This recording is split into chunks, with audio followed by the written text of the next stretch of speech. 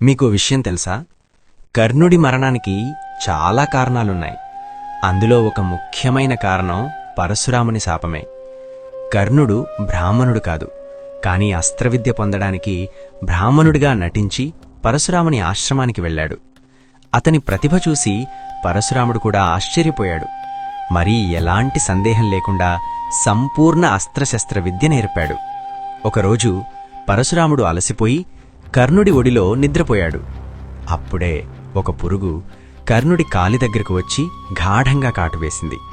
రక్తం కారుతుండగా వేదన భరించలేనంతగా ఉన్న పరశురాముడు మేలుకొనకూడదని కర్ణుడు ఒక్క క్షణం కూడా కదల్లేదు. కొద్దిసేపటికి పరశురాముడు మేల్కొన్నాడు. కర్ణుడి పాదాన్ని చూసి కోపంతో గర్జించాడు.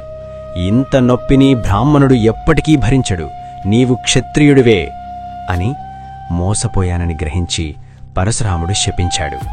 కర్ణ, అత్యవసర సమయంలో నీ అస్త్రాలు పనిచేయవు. ఆ శాపమే కురుక్షేత్ర యుద్ధంలో కర్ణుడి మరణానికి ఒక ప్రధాన కారణమైంది.